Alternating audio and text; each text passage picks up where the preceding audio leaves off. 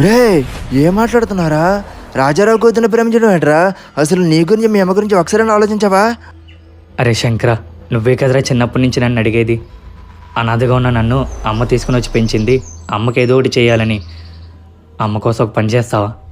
కొన్ని రోజులు అమ్మని నువ్వే జాగ్రత్తగా చూసుకోవాలరా.